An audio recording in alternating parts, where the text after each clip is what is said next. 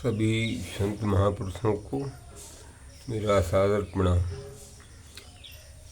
तो सर्वे भवन्तु सुखिनः, सर्वे सन्तु निरामया, सर्वे भद्राणि पश्यन्तु मा कश्चित् दुःख भाग् भवेत्। सभी को इकट्ठा होकर के रहना चाहिए। सभी को एक एक जाति मिला करके मैंने ये माला पिरोई है। सभी जातियों को इस माला में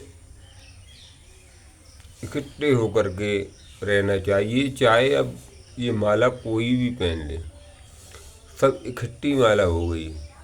इसी में जाति, ब्राह्मण, ठाकुर, वैश्य, सब सब बघेले वगैरह सभी आ गए और सभी आ गए, सबकी माला इकट्ठी हो गई। अब ये पूरी माला बन गई। और एक मन का अगर एक जाति से अगर कोई अपना पूर्ण बहुमत बनाना चाहे तो कैसे बना सकता है।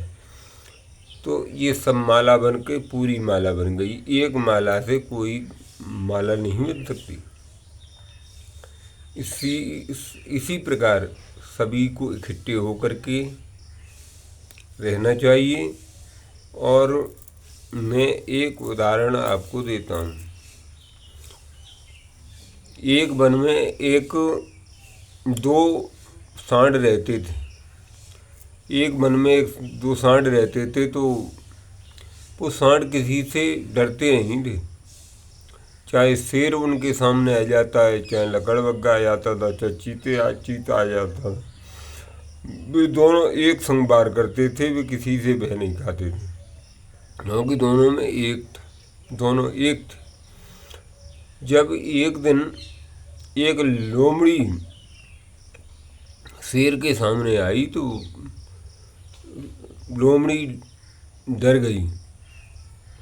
तो शेर बोला, आज तो मैं तुझे खाऊंगा, मुझे भूख लगी।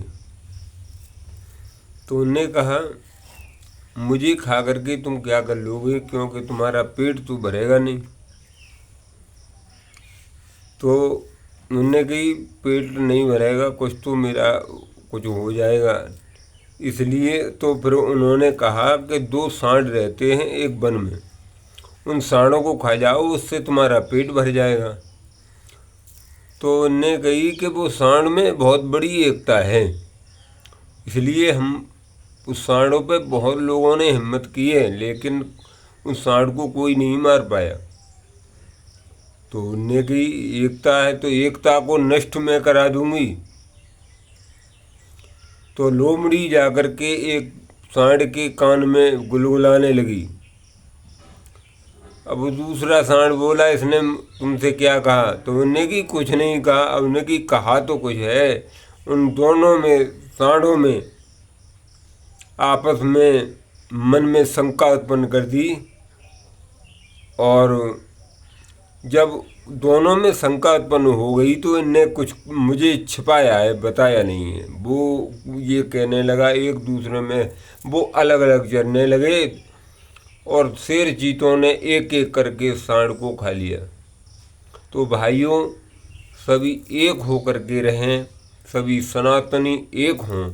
एक होकर के बहुत बड़ी ताकत बन जाती है। जैसे एक माला है, माला एक एक मन का करके, और ये माला बन गई है। ओम।